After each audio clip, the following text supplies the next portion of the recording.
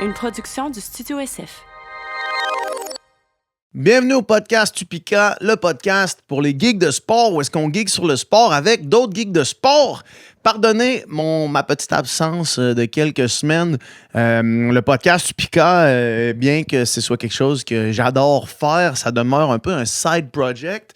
La business Upika étant le projet principal, puis c'est la haute saison qui commence et donc beaucoup de choses à faire. On est en développement de plein de nouveaux produits, puis développer des produits, c'est vraiment plus long que ça peut en avoir l'air. Si vous êtes quelqu'un qui n'est pas patient, je vous conseille de ne pas aller dans une business qui vous demande de développer des produits.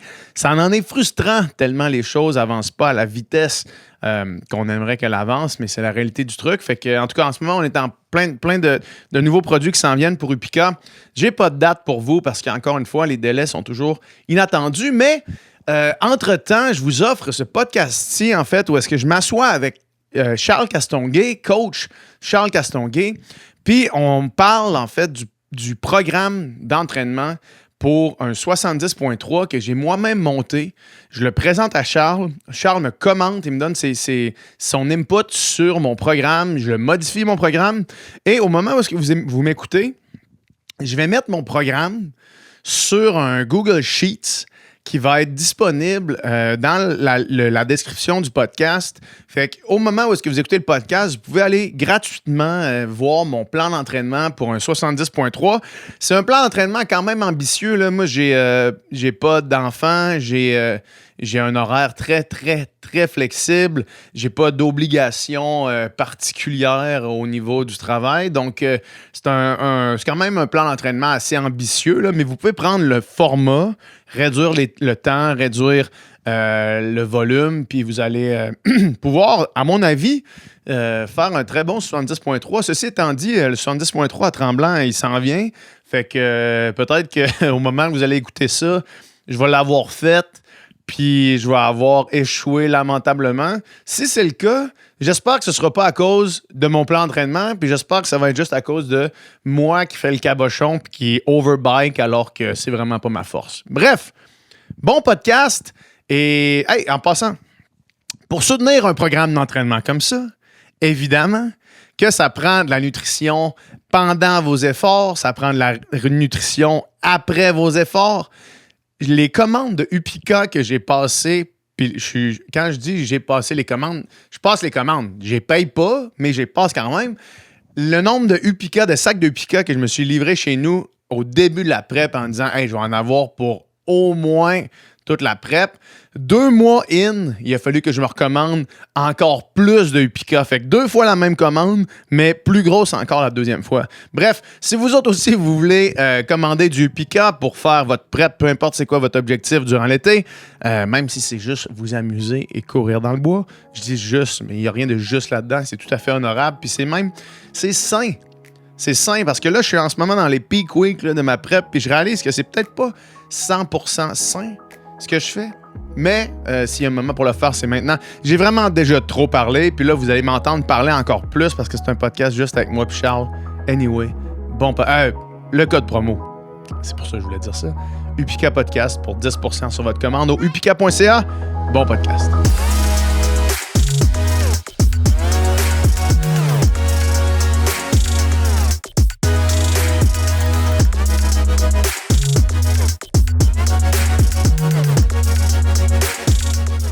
OK.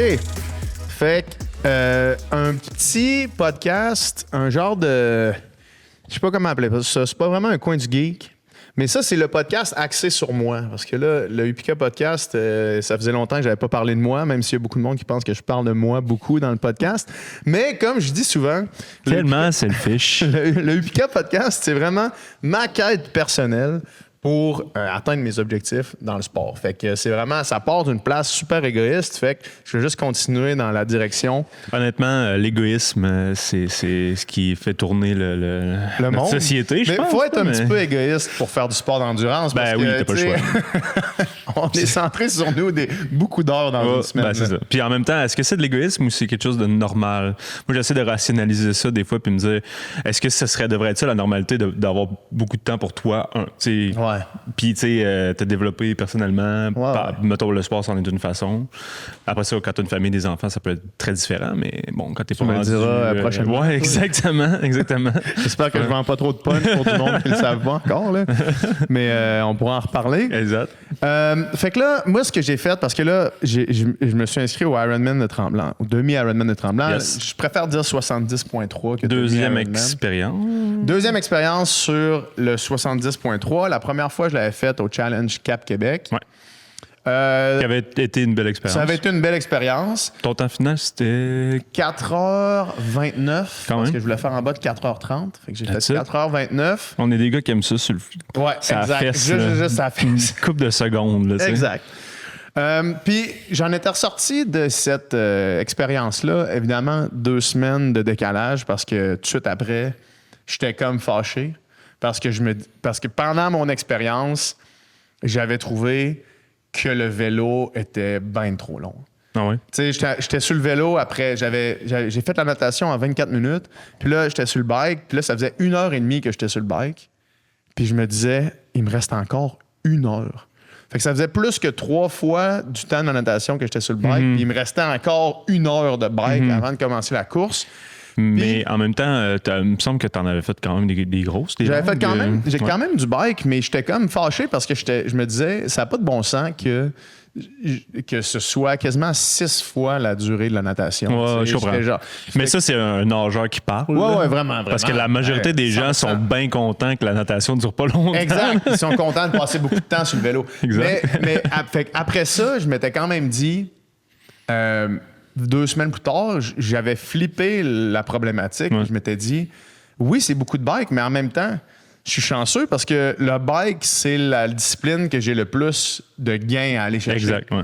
Fait que je me suis dit, ben tant mieux dans le fond. À la place de chialer que c'est beaucoup de bike, travaille sur le bike. Puis, Exact. Ouais, parce que courir, ben, tu vas aller chercher des gains en courant encore, certainement. Ouais. T'as une marge, mais je pense que ta marge de manœuvre en natation est à 0. Et t'as 0-0-0. Pour le niveau qu'il y a, probablement. Faudrait que je en mette, triathlon. tu sais, pour m'améliorer en natation, faudrait que je mette, je sais pas, 5 entraînements par semaine pour aller chercher peut-être 3-4 secondes du 100 mètres, alors que là, je fais 2 entraînements par semaine, puis genre, ce que ça prend sur ma charge d'entraînement, on va en reparler d'ailleurs. Ouais, exact. Fait que c'est ça. Après ça, j'étais sorti là-dessus. Suite à ça, Ça fait combien de temps que tu fais du vélo aussi? ça fait 3 ans. 3 ans. Puis ça fait combien de temps que tu cours? Ça fait 7 ans. Ouais, c'est ça. Fait que tu sais, t'as cette marge-là encore parce que tu sais, malgré que c'est pas un sport ultra technique, c'est un sport technique, le vélo, tu sais, toute l'aisance, moulinage, etc., ça prend un certain moment à développer. Là. Je pense à un 5 ans au moins avant de te dire que t'es comme meilleur Efficace, cycliste. ouais. Là. Comme moi, je le serai jamais parce que je mets jamais assez de temps pour ça. Parce que Mais tu le feras pas, exact. Mais tu sais, comme 7 ans de course. Là, tu sais, il te reste encore 2-3 ans à grinder des minutes, je pense, de façon efficace. Mais après ça, après 10 ans de course, là, ça va être des secondes, puis ça va être plus de carbs à l'heure pour t'améliorer, puis ça va être des affaires comme ça, comme moi, là, exact, là, du niaisage un peu comme ça. Là. Ouais. Fait après ça, je suis parti sur des preps marathon. Fait que la prep Ottawa pour l'année passée, fait qu'au début de l'année passée. Après ça, rien jusqu'à décembre, là, à Tucson. Ouais. Et ça m'a permis de tirer d'autres apprentissages du training. On y reviendra, mais juste pour finalement arriver avec ce plan-là, de dire là, je vais faire le 70.3 de Tremblant, puis je vais me faire un plan d'entraînement moi-même. Ouais. Puis je vais le faire, puis je veux être dessus, je veux le respecter. Fait que pour être capable de le respecter, c'est important que ce soit un plan réaliste. Parce que t'as bien beau faire un plan, s'il y a trop d'intensité, trop de volume, trop de temps, avec les réalités de la vie, ça fonctionne juste pas. Puis si, de mon expérience, puis peut-être que tu peux ajouter les autres plans, tu les avais fait toi-même un peu, mais moins structurés, maintenant? Moins structuré. Moins écrit, moins de... Exact. Puis ce qui arrive, quand tu as l'impression de pas avoir respecté ton plan en arrivant à la course, il y a un doute dans ta tête qui s'installe.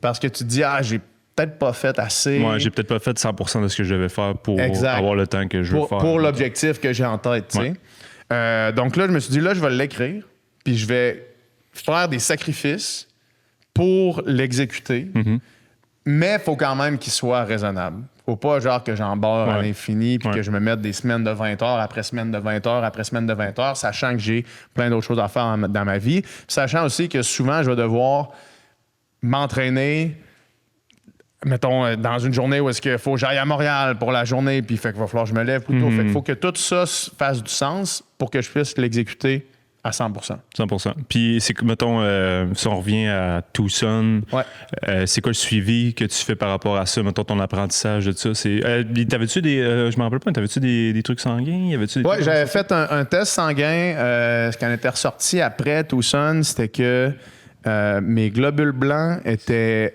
relativement bas. En fait, quand même assez bas pour que ce soit une mention, ce qui, selon mon médecin, signifiait que très probablement, je me remettais d'une infection. Fait que c'est comme plusieurs semaines après que les globules blancs persistent à être bas. Donc, il dit, ça peut être juste une genre de grippe, mais ça peut aussi être une genre de mononucléose. Ouais, mais t'avais pas eu la grippe non plus. J'avais pas eu la grippe. Ça. J'étais juste poche pendant les 3 semaines avant, puis genre le mois après. Ça fitterait un peu avec la mono, mais tu sais, on peut pas savoir à 100%. On peut pas le savoir, sauf qu'il y avait une infection, puis tu sais, je veux aussi en tirer d'autres conclusions que juste de potentiellement avoir été infecté par quoi que ce soit. 100%. Parce que c'est un peu un cop-out aussi là, de dire « Ah, j'ai rien à apprendre, non, je vais faire exactement la même chose », puis genre... C'est une facilité. Ouais, exact. La première chose, c'est sûr, puis on en avait déjà parlé dans le podcast après le marathon, c'est sûr que le heat training a pris le bord. Là. Les longues séances dans le heat suit à me mettre... Fait que t'es rendu à 0, tu t'en fais plus? J'en fais plus. Non, OK. J'en fais plus. Puis si je pourrais en refaire, parce que peut-être le mois avant ou 2 mois avant le Ironman, peut-être que j'irai en refaire, mais ça va être passif. Dans le sauna. That's it. Ouais. Je pense qu'il faut, tu sais, puis c'est drôle que tu t'en parles parce qu'il y a un client qui m'en parlait dans le vestiaire l'autre fois, puis il me dit, mais je pense que je l'ai poussé un peu parce qu'après ça, j'étais étourdi, puis ça m'a pris une bonne semaine à m'en remettre.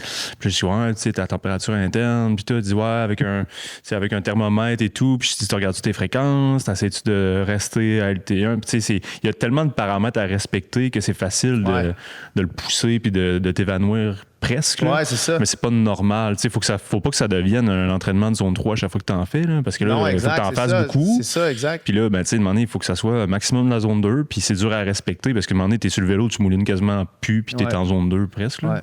Ouais, puis après, il y a tout aussi l'aspect déshydratation. Ouais, vraiment solide. Là. Ouais, je me rappelle l'entraînement qu'on avait fait. Ah, man, le lendemain. Non, mais le lendemain. Ah, ouais, ben oui. Quand tu avais fait une grosse séance, puis le lendemain, tu étais venu faire des intervalles, excusez, mais tu étais décalissé. Je me rappelle, après cette séance-là, c'était supposé être genre une séance zone 1 heat training. Genre. Après cette séance-là, j'étais couché dans ma douche. Je buzzais. Je l'ai même pas ouverte, là, juste parce que j'étais tellement genre dégueulasse que j'étais juste couché dans ma douche, puis je contemplais vraiment mon existence. Il était tard en plus parce que je revenais de Montréal, puis j'étais comme, qu'est-ce que je viens de faire là? puis c'est ça. Fait que ça je sais pas si ça l'affecte. Parce que, mettons, le sauna, c'est un peu réputé pour améliorer le sommeil. Ouais.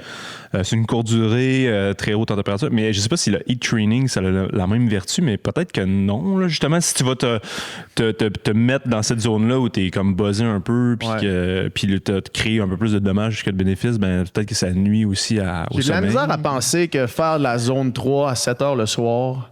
ça te permet de bien dormir. Non, c'est sûr. Moi, j'essaie d'avoir fini mes entraînements à 1 heure la plupart du temps maintenant. Puis aussi, ça te donne tout le reste de la journée pour manger, puis boire, puis récupérer.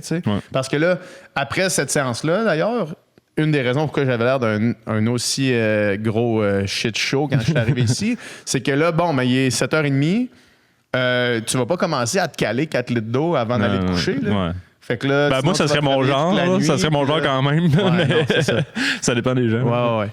Fait que ça, le heat training, ça en était une.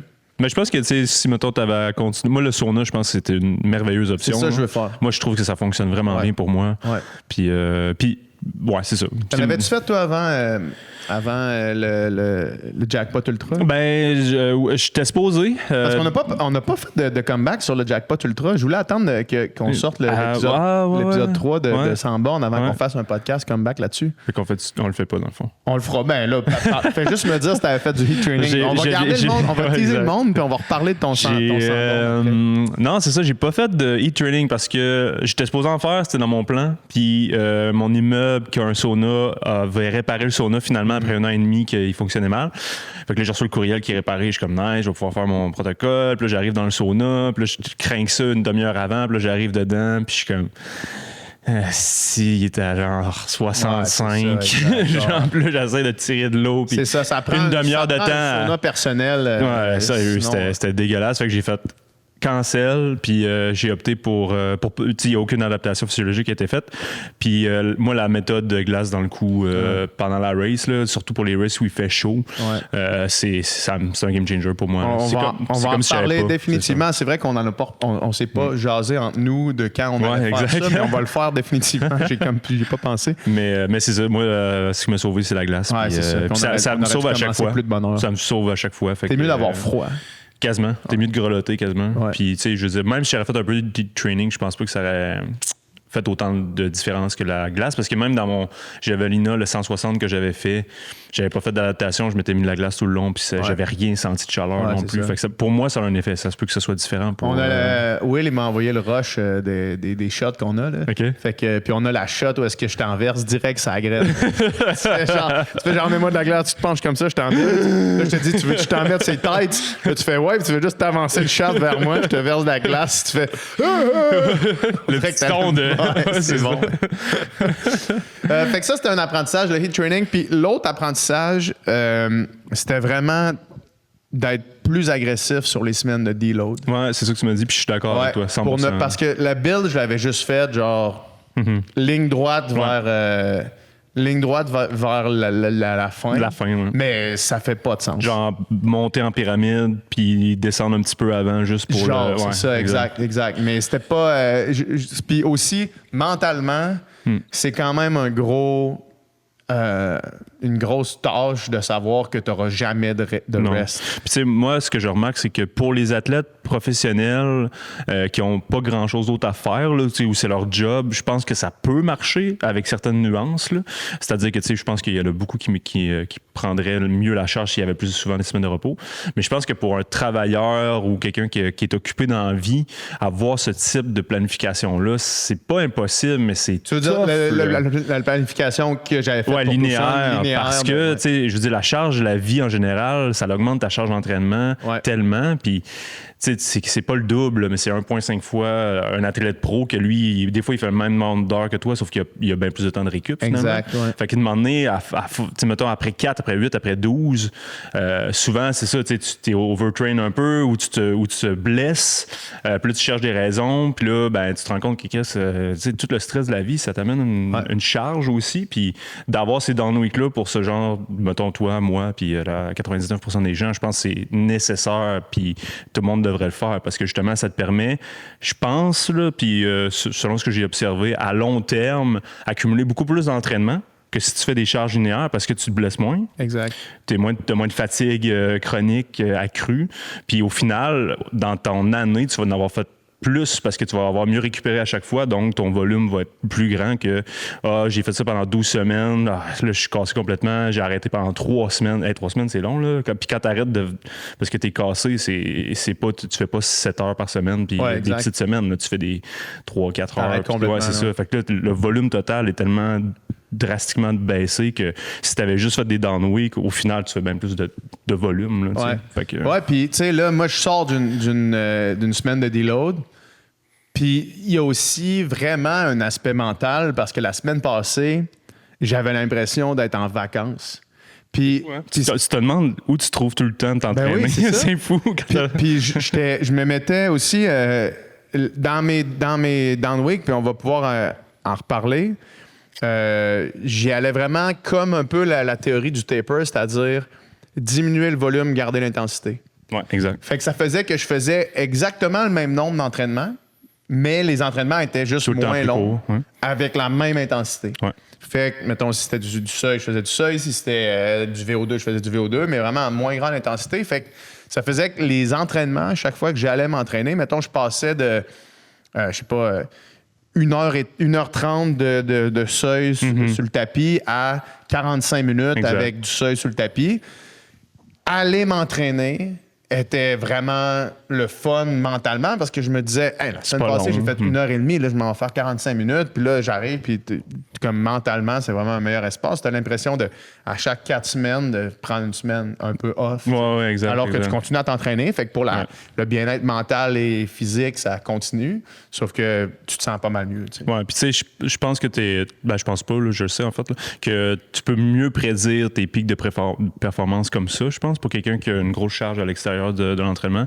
Parce que justement, tu sais, ça te permet de rekicker à chaque fois puis de voir comment tu réagis un peu aux semaines de deload. OK, la semaine d'après, je suis comment. Tu sais, ça te fait des mini-pratiques aux 4-6. Tu sais, ça peut pas obligé d'être aux 4 semaines, ça peut être aux 6.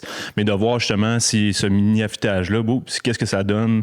Parce que oui, tu sais, ça fait un peu descendre ta forme, mais après, ça la fait remonter un petit peu plus haut au lieu d'être linéaire qui fait juste monter puis de moment donné, boum, tu sais, ça crache vraiment drastiquement. Là, je pense que tu peux stretcher tes cycles bien plus longtemps quand tu fais ça parce que tu n'as pas de fatigue accumulée qui suit l'athlète. Là. Ouais. C'est ce que je remarque dans pas mal tous les sports d'endurance que je côtoie en général, là, que ce genre de planif-là, ça fait réagir mieux qu'une planif linéaire. Mais encore là, ça dépend. Il y en a des athlètes qui peuvent prendre 140 kilos par semaine pendant 12 semaines, puis il n'y a pas de problème. Là. Fait que, c'est ça, c'est du peaufinement. Mais est-ce qu'il y a quand même une qualité à laisser ton corps absorber le training? Ben oui, c'est sûr, parce que là, tu surcompenses. Donc, tu vas améliorer, tu vas diminuer un petit peu ta capacité pendant une semaine, mais après ça, à long terme, tu l'améliores. Fait que là, ça te permet de, comme je te dis, d'encaisser toujours un peu plus de gros volume d'intensité ou de gros volume d'entraînement en ayant ces périodes de repos-là et de ne pas atteindre le plateau très rapidement. Parce que tu peux faire une progression linéaire pendant 12 semaines, tu vas atteindre le plateau, c'est difficile de t'améliorer plus. Fait que là, souvent, après ton corps, boum, il rechute. Là. C'est ça qu'on appelle le peaking, finalement. C'est de piquer à cet endroit-là. Mais souvent, des progressions qui vont être plus périodisées comme ça, moi, ce que je remarque, c'est que le pic va être plus élevé, puis tu peux mieux le prédire, puis tu peux stretcher ce cycle-là. Fait que, mettons, une période de peaking normale, on va dire linéaire, ça peut être 12-14 semaines. Mais tu sais, périodisé, je pense que tu peux l'étirer à 16, à 20, à 22, puis justement, faire tes ajustements parce que tu le sais, après la semaine de repos, comment il réagit. Es-tu encore complètement cassé ou ça va, ou c'est-tu la deuxième semaine du cycle qui est vraiment fort, puis après ça, tu peux l'ajuster selon la compétition, elle arrive quand. Tandis que linéaire, c'est tout le temps la même chose que tu répètes. Fait que c'est dur d'établir une espèce de cycle là-dedans. Je sais que dans les sports de puissance, ils le font beaucoup en linéaire, puis ils ont... ils prédisent un peu selon... Mettons, je pense que les lanceurs, ils font ça un peu en général. Là. Tu vas faire tout le temps la même chose, toutes les semaines, puis tu fais juste regarder c'est quand que tu vas lancer le plus loin, dans quel moment du cycle tu lances le plus loin. Fait que ça serait un peu le même principe pour, mettons, un gars qui fait du marathon, là, puis tu fais un entraînement clé le même à chaque semaine. Puis là, tu regardes, c'est quand dans le cycle. Où que tu tires, là, c'est ça, c'est quand dans le cycle que tu as fait le meilleur temps sur cet entraînement clé-là. Puis ça te donne un peu le cycle que tu devrais avoir pour ton... Je suis d'accord, mais je suis pas d'accord dans le sens parce qu'il y a aussi d'autres affaires, d'autres enjeux qui rentrent dans ça. Et puis là, tu peux biaiser ta donnée de penser que tu performes bien cette journée-là. Mais moi, c'est le jour X de la X semaine du cycle. Puis là, finalement, ça arrive pas en compétition. Là. Je pense qu'il n'y a rien de parfait. Là, mais moi, ce que je remarque, c'est qu'en périodisant en plus, tu as plus de contrôle sur le moment où tu piques. Puis tu retires plus de connaissances de chacun de ces cycles-là. Là. Souvent, mettons, dans les périodisations, ce qu'on remarque, c'est les pics qui arrivent à 16, 20 à peu près semaine. En linéaire, j'ai plus de difficultés à prédire. Moi. C'est ça. Mais ça dépend des coachs, là, I guess. Là. Fait que moi, ça me donnait 20 semaines de prep. Puis, fait que voici comment je l'ai structuré. Essentiellement, je voulais faire 20 semaines, 5 mésos. Fait que 5 mésos de 4 semaines. Fait que 1, 2, 3, deload. Build, deload 5 fois. Je voulais que mes 3 premiers mésos soient focusés sur le bike. Parce que comme je disais tantôt, l'idée, c'est que c'est la discipline sur laquelle j'ai le plus de gains à faire. C'est la discipline où est-ce que le temps est le plus long. Donc, chaque watt gagné à la fin du secondes, 90 des minutes, kilos, vient chercher beaucoup plus de minutes.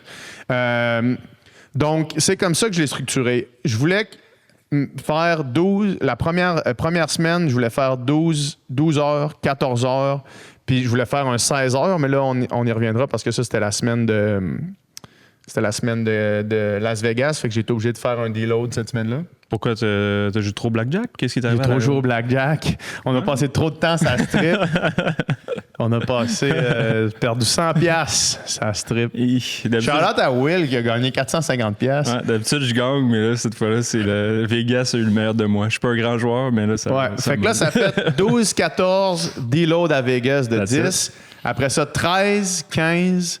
le turquoise, c'est réalisé, mettons. Le turquoise, c'est ce que j'ai fait. Ouais, parfait. Ouais. 13, 15, 16,5. Un down week à 10. Ça, c'est celle qu'on vient de terminer. Ouais, la semaine passée. Ouais. Ouais. Et donc, comment j'avais planifié mes semaines en me disant que c'était un meso bike? J'avais planifié 2 workouts de bike. Fait que quand je dis workout, c'est des entraînements avec l'intensité. Ouais. Ouais. Fait que j'avais 2 workouts de bike, un workout de course à pied, une longue course, un long bike. Ouais. Tout le reste, Easy. c'est de la basse intensité pour aller pallier le 12 heures, 14 heures, Ouais. 16 heures. Puis natation. Natation, c'est toujours easy, 2 Ouais. fois par semaine. That's it. Là, on en reparlera plus tard. Là. Mais pour l'instant, natation, 2 fois par semaine, 1 heure. J'ai pas besoin De plus. de plus que ça. Je pense parce que tu ferais une fois, tu serais bien correct aussi. probablement une fois, c'est juste que la musculature spécifique, Ouais. 2 fois, c'est un peu mieux, je trouve. Ouais. Ça fait aussi de la zone 2, veux pas, tu sais, zone 1, zone 2. Puis après ça, c'est que je veux rajouter une séance de natation plus tard dans le build.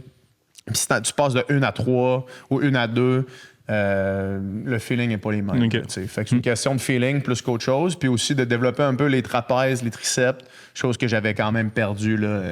Mettons, Depuis que après je une m'en première séance de natation, à quel point t'es décrissé des épaules. Bien comme il faut. Ah ouais, hein? Ouais, bien comme il faut. Surtout que toi, pendant- t'es efficace, probablement. Ouais, fait que non, tu c'est dois- ça. Mais le problème, en fait, avec la natation, puis c'est pour ça que moi, c'est ma réalité, puis c'est pas la réalité de tout le monde. Moi, j'ai pas perdu ma technique. Ouais, fait que t'essaies de l'appliquer, Fait que mais... j'ai la même technique. Fait que dans ma main, il y a la même catch, il y a la même eau, il y a la même. Fait que pendant 25 mètres, je suis capable de nager exactement de la même façon. Si tu me demandes de faire un 25 all Mais t'as plus l'endurance, il va là. ressembler à ce que je faisais avant. Ouais. Mais flip au mur, oublie ça après. Fait que là, l'enjeu, c'est de redévelopper une musculature capable de soutenir mon style de natation. Ouais, ta résistance à la fatigue. Résistance là, à la puis, fatigue avec une technique comme celle que j'ai faite. Ouais. Alors que pour plusieurs personnes qui nous écoutent, probablement que ce serait intéressant d'avoir plus que 2 séances de natation, mais une séance définitivement avec quelqu'un qui vous regarde puis qui vous donne des conseils parce que c'est tellement un sport technique. Ouais. Tu sais, le vélo, on parlait que le vélo, c'est technique. Oui, le vélo, c'est technique, mais au final, tu es dans un axe qui Ouais, non, est mais- difficile d'aller chercher un axe Ouais, différent. là, c'est tu sais. technique, mais c'est pas technique. Mettons, je compare la natation, le ski de fond, qui est extrêmement technique, au vélo, ça n'a rien à voir. Tu sais, Exact, c'est ça. c'est 2 sports extrêmement techniques. Ouais. Que, mettons, moi, tu sais, je nage à côté de toi, mettons, j'essaie d'être bon, je vais être dégueulasse en zone 4, c'est sûr. Ouais. Mais tu vas être en capable même de chose dans le rester. ski de fond. Tu sais, si Ouais, tu c'est essaies ça, de faire du exact, ski de fond à côté de moi, tu sais, je me prends pas pour le meilleur, là, mais tu sais, je peux être en zone 1 à te jaser de la vie, puis toi, tu vas être, tu sais, tu vas être en zone Ouais. 4, zone 5, c'est Puis sûr. on serait là, probablement capable de rester derrière Bruno un petit bout en faisant du vélo, même si on est vraiment pas de son calibre. Ouais, vraiment, ça. Mais il nous Mais, une bonne oui, mais volée. dans le sens, s'il attaque, c'est sûr qu'on reste pas, mais dans le sens, on serait capable de faire une ride avec en Tu ayant sais, je suis capable de du fun rouler quand même. à 30 km/h, C'est ça. puis je suis pas capable de taffer longtemps Exact. comme ça quand même. Exact. Je- Et dans cette semaine-là, il y a donc, pour en revenir au workout de course à pied le lundi, bike en VO2 mercredi, bike au threshold vendredi, samedi long run, dimanche long bike. OK. Aucune journée off, mais 2 journées, donc le mardi et le jeudi, ultra easy. Ouais. Avec 0 intensité. Zone 1, là. Zone 1, super easy. Ce que j'ai réalisé après le premier méso, après les 2 premiers, en fait, c'est que ça faisait beaucoup Ouais, ça te prend- d'intensité. ouais. Ça faisait vraiment beaucoup Parce d'intensité. que là, t'as. Attends, on va répéter pour être sûr. Là, Fait que c'est la course à pied le lundi, LT2, VO2. Ouais. LT2, VO2, parce que Ouais. c'est une course, fait que séance. j'essaie de faire un genre de combiné. Ouais. Le mercredi, 1 heure avec du VO2 sur le bike. Le vendredi, OK. à peu près de 1h30 jusqu'à 1h45, là, mettons. de threshold sur le bike. Puis après ça, longue course le lundi off the bike, mais un bike relax avant. Puis long bike le dimanche. Puis dans les longues courses puis le long bike, j'essayais d'intégrer du race pace puis du zone 3. Ouais. Ce que j'ai réalisé, c'est que ça passe pour une semaine à 12 heures. Mais quand est arrivée la semaine à 15 heures puis la semaine à 17 heures, après la long ride du dimanche, il n'y avait aucune chance que je sois capable de faire une course à pied le lundi de qualité. Ouais. J'étais dead. Ouais. Fait que là, j'ai essayé de réfléchir parce que je marquais aussi le temps passé dans chacune des zones. Ouais. Selon mon heart rate. Hey, t'as vraiment steppé up ton enfant. Ouais. C'est parfait. Mais vraiment selon mon heart rate. Yes. Puis, fait qu'on va prendre la dernière semaine de mon deuxième méso, qui est celle-là ici, la semaine à 17 heures. Mais finalement, j'ai fait 16.3, là, mais c'était 16.5. Le but, c'était 16.5, j'ai fait 16.3. Ouais. Fait que ça me donne 63% en zone 1, 19% en zone 2, 10% en zone 3, 7% en zone 2, puis 0% en zone 5. Ouais. Je pensais que... Mettons que tu me demandais là, à ressenti cette semaine-là, à filer comment, puis je t'aurais dit, j'ai fait 70-30 en termes de différence. Hein? Parce que j'avais l'impression que l'intensité revenait tout le temps. OK. Puis, fait que je comprends comme pas... Ben en fait, je le comprends parce que, mettons, tout ce qui est zone 3... c'était probablement du zone 4. Tu sais, c'était au threshold. C'était une transition, là. C'était une transition vers la zone 4. Même probablement, évidemment, le zone 1, plus tu fais de volume, plus il y a du zone 1, mais c'est ça, j'avais l'impression que je faisais vraiment beaucoup d'intensité. Ouais. Vraiment beaucoup.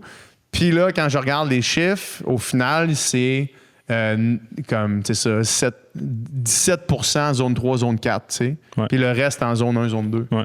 Alors que normalement, tu te dis le 80-20, mais j'ai l'impression que le 80-20, ça ne marche pas. Ben, en fait, ça marche, volume bas et moyen. Ouais. Puis moi, ce que j'applique, c'est que quand j'arrive avec des grosses périodes de volume, des fois, j'en fais même pas d'intensité. Je fais juste zone 1, zone 2 tout le temps, puis ça me donne 80, je sais pas, 50% zone 1, 80, pas 80, mais 40% en zone 2, puis 10% en zone 3, ou même pas. Là. Ouais. Je vais même pas toucher au threshold, je fais juste du tempo, zone 3. Puis toi, je sais que t'aimes ça faire la zone 4, mais je pense que t'en fais beaucoup de la zone 4. Puis de la zone 3, ça peut être extrêmement payant au niveau physiologique aussi. Fait que dans les grosses périodes de 16 heures, là, comme ça, moi, je couperais, j'en ferais une intensité là, sur ce que tu penses que tu as travaillé, soit le bike. Ouais. Puis sur la course à pied, fais des strides. Ouais, c'est Puis ça, parce va que être ce ça. que j'ai pas dit, c'est que toutes mes courses easy, Tu fais des strides. je fais des strides. Ouais. En plus. Fait que En c'est plus, ça, sauf que les strides, Non, ça casse pas, mais Ouais. c'est une autre petite charge mini quand même. Mais fait que là, ce que j'ai décidé de faire, parce que là, la semaine de deload, on vient de la faire. Puis là, dès la semaine de deload, parce que quand je suis sorti de ma semaine 2 du deuxième méso, j'étais sauté. J'ai eu la course à pied sur la semaine 3. Ça marchait pas pantoute. Là, je me suis dit, il faut que je change quelque chose. Fait que dès la semaine de deload, j'ai modifié puis j'ai enlevé un workout. Ouais. Fait que là, j'ai un workout de course, un workout de bike, Ouais. la long run, le La long long bike. bike. Puis là, on commence le nouveau méso ouais. que j'appelais Focus Volume plus course à pied parce que, tu vas voir ça ici, c'est ce que j'avais avant. Fait que j'avais le même concept, mais on inversait les 2 workouts de bike pour 2 workouts de course, puis le workout de course pour un workout de bike. Mais là, j'ai fait fuck that. C'est pas ça que je vais faire. Je vais faire le lundi easy, le mardi course à pied, un combo threshold VO2, un petit peu comme je viens de faire aujourd'hui. Ouais, exact. Ouais. Au crew, d'ailleurs, au crew. Venez au crew, c'est incroyable. Le mardi easy, le mercredi threshold VO2 sur le bike. Fait qu'il y a aussi encore un training combo. Peut-être que je vais aussi alterner une semaine threshold, une semaine VO2. Ouais. Ou le faire ensemble tout le temps, je pense que ça peut être une bonne option. Tu sais, kicker à la fin du training, tu sais, pas exagérer, mais ouais, aller parce que chercher le ça. VO2, je vais en avoir je vais de moins en moins le travailler, plus je vais me rendre jusqu'au pace demi-Ironman, à amener le top end. Ouais. Le lendemain de ça, donc le vendredi, une long run avec la zone 3. Et là, ça, c'est la grosse différence. Une journée easy le samedi entre les deux, la long run et le long bike. Le long bike. That's it. Le long bike est encore le dimanche. Ouais. Et là, dans la long run et dans le long bike, je veux conserver encore des efforts race pace. Peut-être même un petit peu over race pace, là. Fait que surtout dans le cas de la course à pied. Ouais. Fait que viser peut-être, dans le cas de la course à pied aussi, peut-être pour le fun de pouvoir continuer à penser un jour faire en bas de 2,40 au marathon, mais continuer à faire un peu de pace marathon, garder ce speed-là. Ouais. Pour ce bloc-là, de volume, mettons? Oui, volume, course à pied, fait que travailler un petit peu over le race pace.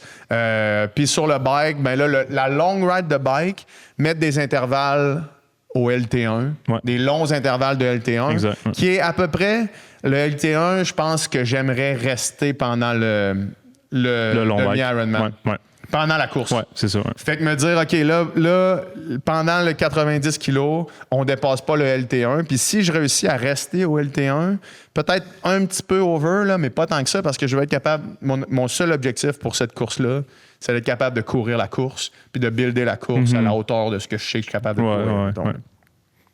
Fait que ça... Fait que ça, tu considères ça comme quand même des intensités ou pas tant que ça dans l'équation? C'est quand même des intensités. Ouais, mais c'est pas du LT1. Tu sais, sur le bike du LT1, je suis capable d'en faire vraiment longtemps. Ouais. Puis LT1, course à pied, c'est pace marathon pour toi à peu près? Ou... Un plus lent. Un petit peu plus lent. Ouais. Sauf que là, je vais faire pace marathon. Ouais. Mettons, je vais faire un petit peu over le pace. Là. Fait que c'est ça le danger à avoir. Ouais. Fait que surveille ça comme il faut là, pour pas que ça génère trop de fatigue. Surveiller que ma long run, j'aille pas trop élevé. Là. Ouais, ben c'est parce que là, dans le fond, si tu dis ben là, j'en ai coupé une, j'en ai deux, mais finalement, là, t'en as 4. Ouais, ben, c'est pas, mettons le bike, non. Stress. Mettons, je dirais qu'il y a 4 stress dans ma semaine. Ouais, le bike, je considère que c'est très raisonnable. La course, peut-être. Tu irais-tu juste garde ça au LT1, des intervalles de LT1? Peut-être. Parce que mon race pace, normalement, de course à pied est au LT1. Là, pendant la course, je vais dépasser le LT1. Mais là, c'est un demi-marathon que tu fais. Là. Ouais, c'est ça. Fait que tu vas être bien plus... non, mais je veux dire, après le vélo, là. Off the bike, le race pace que je veux va faire... je vais être au-dessus de mon LT1. Si je reste au premier seuil pendant la course, parce que je peux courir plus vite. C'est pogné le cul un peu. Ouais. Fait que c'est ça. Puis c'est aussi pour... le méso accent sur la course. Fait que je me dis que c'est pas trop... Non, mais si tu vas le voir aussi, là, à force de le faire. Je suis conservateur dans mes long rides de bike en disant je vais rester au LT1 vraiment. Pas commencer à... Tu te dis au LT1, puis finalement, tu laisses ça drifter jusqu'à temps que... ça m'arrive, là, aussi. Oui, ça arrive à tout le monde. Je pense pas que t'es le seul. D'entre nous, là. Fait que ça, c'est les semaines que je vais avoir. Je vais avoir une semaine à 14. Cette semaine, c'est une semaine à 14. Je vais avoir une semaine à 16. Je vais avoir une semaine à 18. That's it. Après ça, ceux-là, je ne les ai pas modifiés encore dans le document. C'est ça. Fait que, à voir, mais moi, mettons, je pense que c'est très raisonnable. Puis selon ton expérience de ton premier méso, mets les petits astérix à côté de tes intensités dans ta semaine à 18. Juste pour dire... Je me donne l'option de pas faire ces... À côté des intensités, les vraies intensités. Oui. Fait que, mettons, bike, cap, puis tout ça. Pas les longues. Pas les longues, parce que là, c'est là que tu vas chercher ton volume aussi. Fait que c'est dur. Fait que ceux-là, je me garde l'option de ne pas les faire intenses. Puis c'est quand tu fais ce call-là? Ben, c'est fatigue du deuxième méso du deuxième semaine de ton deuxième méso. Fait que, tu sais, moi, quand j'en prescris, là, souvent, le gros volume ou la grosse charge de volume qu'on va chercher, je mets une intensité dans la semaine, puis c'est l'intensité, par exemple, type marathon.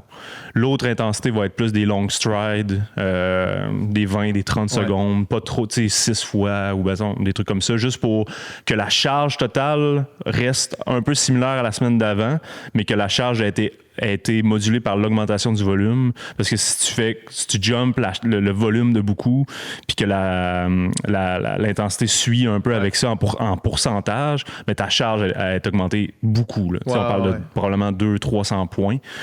Normalement, un 10% d'augmentation de charge, un 100 points de plus, ben, tu vas aller le chercher en augmentant ton volume. Puis c'est pas mal ça. Là. Fait que moi, je vise beaucoup la charge d'entraînement, puis je regarde si ça correspond un peu à chaque fois. C'est difficile à calculer, parce que souvent, je l'ai après que l'athlète l'ait fait. Mettons, puis je le vois, là, ça a passé de 900 à 1000 à 1100. OK, parfait, c'était parfait. Bon, si ça a fait 900, 1002, 1005, puis là, ça a bien passé, tant mieux, mais ça aurait pu pas passer. C'est ça. Fait que c'est ça, c'est voir aussi, bon, c'est...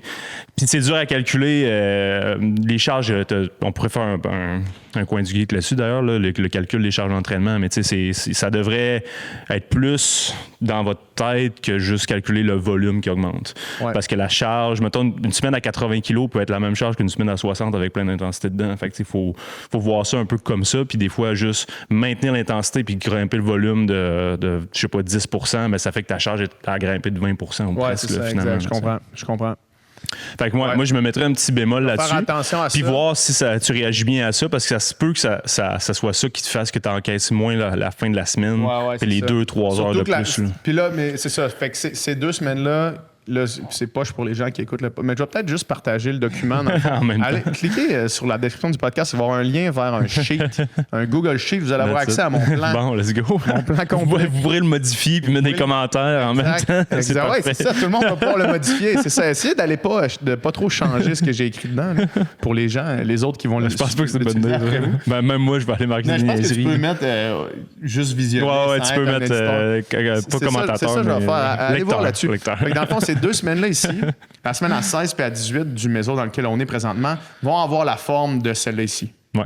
Fait qu'il va y avoir déjà un entraînement d'intensité de moins. Ouais. Puis plus de rest entre les entraînements d'intensité. Ouais. Ensuite, on a une semaine de deload qui m'amène le 13 avril. Qui va être sous le même format. Puis on rentre dans le 4e méso que j'ai appelé spécifique. Là, ta course, c'est mi-juin. Ma course, c'est le 20 juin. 20 juin, ouais. Fait que là, il te reste 8 semaines. C'est ça, exact. Ouais. Ouais. Que j'ai appelé spécifique, mais peut-être que c'est pas le bon mot. Spécifique dans la physiologie à développer durant ta course. Ouais, exact, c'est ça. Fait que ce que j'ai fait, c'est que j'ai rajouté beaucoup de off the bike. Ouais. Fait que, Ou à la tâche à exécuter, comme en triathlon. Là. Exact. Mettons un bloc spécifique marathon, on va faire des longues avec du space marathon. Ouais. Un spécifique demi-Ironman, ben là, tu commences à faire des bricks puis des trucs comme ça, plus intenses. Là. Exact, c'est ça. Parce que je me disais que faire des bricks. Tu peux-tu expliquer c'est quoi un brick? Ouais, un brick training, mais dans le fond, c'est que aussitôt que tu sors de ton bike, tu mets des souliers. C'est pas mal ça. Il n'y a pas de natation bike. Non, il n'y a pas de natation bike. C'est ça, le monde ne fait pas ça. Non, le monde ne fait pas ça. Mais oui, ils vont. Ce que moi, des fois, j'en prescris, là, genre du vélo, run, puis vélo après. Là, encore, ouais, mais là. ça, tu vois, moi, je vois ça des fois passer, puis je le comprends pas. Ben, il n'y a pas d'explication ultra logique. Il y a des gens qui se claquent du genre vélo-course, c'est comme, OK. Ben, en fait moi, j'ai déjà travaillé pour Triathlon Québec dans les camps avec eux, puis tu sais, ils en faisaient, mais pour pratiquer les transitions. Parce que, tu sais, mettons, sur un sprint ou un olympique, il faut que tu le fasses, il faut que ça soit vite. Sur un Ironman, que ta transition prenne 1 seconde de plus, je pense pas que c'est si grave. Ouais. Mais ouais, c'est sûr que, mettons, ben, en fait, si tu veux, moi, je pense que briser la monotonie un peu aussi, là, fait que, mettons, tu fais 3 heures de bike, tu fais un break avec 10 kilos de course, peut-être faire, je sais pas, 2 heures 10 avec 1 heure après, ça passe mieux. Je pense que ça dépend des gens, peut-être qu'il y en a que ça les stimule plus. Ouais. Est-ce qu'il y a une explication ultra scientifique, physiologique? Bon, tu sais, je pourrais t'en donner 4-5, mais ça sent un peu de la bullshit, là, honnêtement. Ouais. Fait que je pense pas, là. C'est juste, des fois, de briser une monotonie, ça peut être intéressant. Mais... Ouais. Fait que là, dans le fond, dans ce méso-là, c'est que chaque course, même quand c'est du easy, ou chaque bike, en fait, c'est plutôt ça. C'est chaque bike est suivi par une course. Tout le temps. Puis l'idée, c'est que là, ben, on va être rendu le 20 avril en espérant que ce soit plus facile d'aller courir dehors, d'aller faire des intensités dehors, mettons. Fait qu'aussitôt que je finis le bike, soit je l'ai fait dehors, soit je l'ai fait sur mon trainer, mais les souliers vont courir. Que ce soit un training de bike avec l'intensité, mais tes souliers vont courir un easy 40 minutes, 30 minutes dehors, ou l'inverse, bike endurance, mais les souliers, va faire du tempo. Puis là, j'ai enlevé des workouts rouges pour mettre des workouts orange. Orange, qui Parce veut que les dire workouts orange, c'est du seuil. Ben, pas du seuil, pas du LT2, du tempo. Du tempo, oui. Ouais. Je pense qu'en général, tu as avantage à viser beaucoup de zone 3. Là. C'est ça, exact. Dans ce build-là, c'est ça, dans ce méso-là, le but, c'est vraiment de faire du tempo. Puis le dimanche, ça, c'est le gros changement que j'ai dans ce méso-là. C'est une long ride suivie d'une long run avec du tempo. Fait que la long ride qui fatigue les jambes, mets tes souliers, va faire un 15, 18, 21 kilos pour vraiment aller simuler la fatigue que tu vas ressentir durant ta course. Puis la nutrition aussi. Ouais. Comment tu t'arranges pour qu'après 2h30, 3 heures de long ride, tu mettes tes souliers et tu ailles faire un 21. Puis c'est aussi, quand je te parlais tantôt, d'être réaliste dans mon approche, c'est que ce gros crise de bloc-là n'est qu'une fois par semaine le dimanche. Ouais. Puis le dimanche, habituellement, c'est la journée où est-ce que tu as vraiment le temps de faire ce genre de travail-là. Puis le VO2, ça ressemble à quoi pendant ce temps-là? Ouais, là, dans le fond, j'avais... ici, je vais... Ça doit être petit. Là, je vais enlever quelque chose encore. Là, il faut que j'enlève un des entraînements. Là, Okay. Une des intensités. Là. D'après moi, ici, ça va être endurance. D'après moi, il va y avoir une course. J'ai marqué court VO2. Fait que c'est plus quasiment des strides, mais des strides bonifiés là, le lundi. Là. Fait que des genres de 200 mètres. Comme on avait fait sa track cet été, tu te rappelles-tu? Le genre de fartlek un peu. Ouais, un genre de 8 fois 200 avec 30 secondes de rest. Une genre d'affaire de même. Fait que c'est pas le truc qui te coûte le plus cher. Puis moi, c'est un peu ma faiblesse à course à pied, c'est cette haute vitesse-là, fait que le plafond. Technique. Fait que garder un petit peu ça, puis après ça, garder un threshold sur le bike. Ça, ce serait ce que je voudrais. Puis le reste, ça, je l'enlèverais. Le reste, ce serait juste si intensité il y a, c'est du tempo. Fait qu'on aurait le long crise de training le dimanche. Le jeudi, on aurait un plus petit entraînement de ce type-là. Fait que du tempo sur le bike, mets tes souliers, va faire du tempo dehors. Fait que ce serait ça. Ça, en termes de temps, là, ça, c'est la plus grosse semaine, le plus gros méso. 16h30, 18h, 20h. Ouais. Fait qu'on finit avec un 20h. Puis l'entraînement du dimanche, de la semaine de 20h, c'est une ride de 3 heures. C'est genre 30%. Mets les souliers, 1h45 de long run. Ça tombe 4 semaines avant ton événement, ou presque. Là. Ça tombe 5 semaines avant l'événement. Ouais, c'est parfait. C'est dans un bon range, je pense. Là. Ouais. Sauf qu'après ça, deload. Ouais. Et là, c'est là que c'est... Une autre grosse. Une autre grosse suite après, de 20 heures encore. Mais on descend. Et là, 17, 15, 13, race week. That's it. Puis tu sais, moi, dans tes deux grosses de 20, fait que là, tu fais 20, 12, 20. 20. Puis là, tu commences ton taper tranquillement. Ben, taper, ça reste 17, 15. Ouais, fait que tu sais, mettons, ta semaine de 20, encore une fois, intensité à réévaluer. c'est ça. Ta semaine de 12, tu peux en mettre un peu plus. Ta semaine de 20, réévaluer l'intensité. Comme tout ce qui est, je pense, zone 3 et tout, ça va être correct, mais pas en faire trop non plus. Puis après ça, tu fais ton taper. Puis dans ton taper, tu peux augmenter un peu ton intensité vu que tu diminues. Il y a une chose que je suis extrêmement fier de toi. OK. Vas-y. C'est t'es down week. Ouais. C'est vraiment bon. Une chose que je suis moins fier, fait que là, t'as aucun jour de repos d'ici à ton, à ton 70.3. Aucun. Zéro. Puis t'es à l'aise avec ça? Oui, je suis très à l'aise avec ça pour une couple de raisons. Premièrement, j'ai des jours easy. Easy, ouais. Puis les jours easy, je préfère, mettons, mentalement. Ouais. Puis là, peut-être que physiologiquement, c'est pas la même chose, mais mentalement, je préfère avoir des activités physiques easy que rien. OK. Puis ça, je peux... Il y a beaucoup d'athlètes qui sont comme ça. Là. Je respecte ça. Mettons que je te dis, à faire un compromis, serais-tu prêt à mettre une journée de repos dans ta semaine de repos? Dans la semaine de deload. Oui.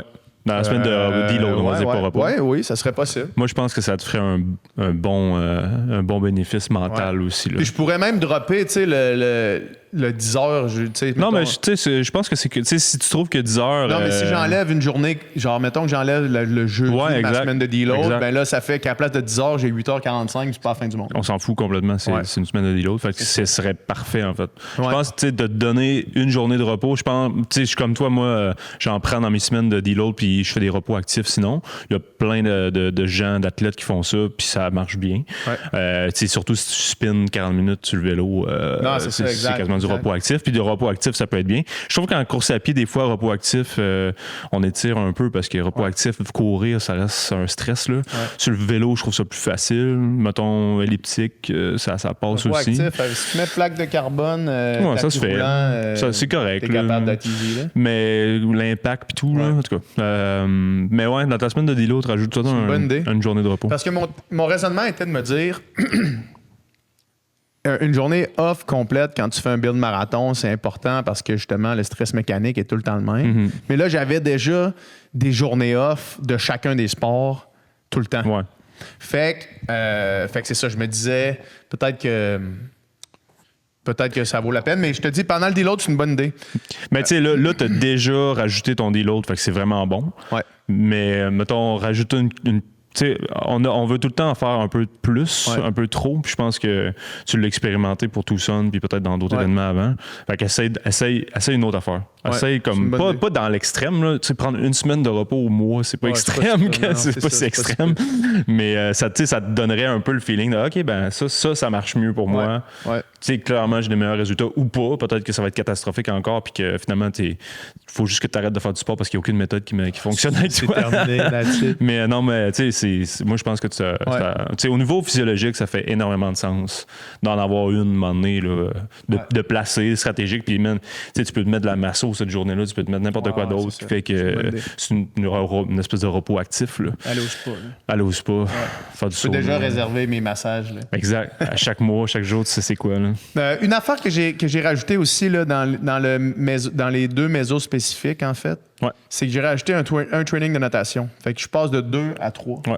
Fait que... Puis, dont un avec de l'intensité. Okay. Mais quand j'ai marqué threshold, là, mais c'est plus race pace. Là. Fait que c'est pas un genre de... Je sais pas, pour les gens qui connaissent la natation, peut-être plus que toi, là, mais c'est un genre de, je sais pas, 2 fois 6 fois 100 race pace, genre sur départ une 30. Race pace étant le pace que je vise pendant le 70.3. Ce qui n'est pas nécessairement rapide. Non, ce qui est tout à fait... ça correspond à quoi? Ça correspond à du zone 3. Là, c'est ça. Exact. Normalement, tu veux pas être bien plus haut que ça, parce que si t'arrives les fréquences cardiaques dans le fond et dans ta transition, tu vas en chier. Là. Mais ouais, c'est ça. Puis tu sais, après ça, moi, d'aller faire des vitesses plus élevées en natation, ça m'amènera genre rien du tout. Tu sais, mettons, j'ai réussi à aller chercher 3 secondes du 100 mètres. C'est toujours bien juste... même pas, tu sais, t'as peu 3 secondes du 100 mètres, ça fait quoi? Ça fait 60 secondes? C'est quoi? C'est la distance? 19, c'est 2 kilos dans le fond. C'est 2 kilos. Fait que c'est ça, c'est genre 60 secondes. Ouais. Fait que c'est 1 minute. Aller chercher 1 minute pour ce que ça me coûterait en énergie dans ma semaine. Versus ça le bike que tu peux aller chercher 10 minutes. Chercher 10 minutes en un training de plus. Là. Ouais. Fait que c'est ça. Puis là, juste en termes de résultats, juste dans les 2 semaines où est-ce que mon focus était sur le bike, j'ai fait un test de FTP. That's it. Avant-après? Avant, mais je ne l'ai pas fait après. Ce que j'ai fait après, par exemple, c'est que j'ai estimé selon les zones sur Zwift. Fait que quand j'étais, mettons... quand mon LT2 quand le LT1 arrivait, c'était quand le vert passait au jaune. Mm-hmm. Puis quand le LT2 était là, c'était quand le jaune passait au rouge. Puis normalement, c'est à peu près ça. Fait que mon FTP a passé de 285 au début à 320 après 2 mois de focus bike. Wow. Ouais, c'est vraiment... mais en même temps, c'était des fruits faciles à ramasser. Après ça, les gains plus tard sont plus compliqués. Là. Mais c'est quand même puis tu penses, mettons, sur... là, c'est combien d'heures d'effort? C'est 3 heures de bike? C'est 2 heures et demie de bike. 2 heures et demie de bike? Ouais. Fait que c'est quoi? C'est 80% de ton FTP que tu vas tenir à peu près? 75. 75 à peu près, ouais. Fait que là, tu viens d'augmenter... tu viens d'augmenter quand même pas mathématiquement... Tu viens d'aller chercher plusieurs minutes là-dessus. Juste avec cool, ça. Juste avec ces 2 affaires-là. T'as-tu fait le ramp-up ou t'as fait le 20 minutes? J'ai fait le 20 minutes. Le 20 minutes? Ouais. Est-ce que tu penses que le 20 minutes, il a sous-estimé un peu ta capacité de départ? Non, parce que les zones étaient bien placées après. OK. Ouais, je l'ai vraiment senti là, en y allant. Puis 2 affaires que j'ai faites, la première chose, c'est que j'ai enlevé le mode ERG là, sur Zwift. Fait que le mode ERG, c'est lui qui calcule, qui met, mettons, ton wattage pile, puis qui fait que peu importe la cadence avec quelle tu vas toujours pousser le même nombre de watts. C'est comme un tapis roulant qui roule tout le temps à 15 km/h. Mais en fait, non, c'est comme si le tapis roulant pouvait ralentir si tu Ouais, je comprends. Si tu changeais ta foulée. Là, Ouais. Puis, Mais il veut tout le temps garder le même wattage. tout le temps garder le même wattage. Puis ça, ce que ça a fait, c'est que rapidement, j'ai réalisé que le cerveau est fait pour ne pas vouloir être à l'échec.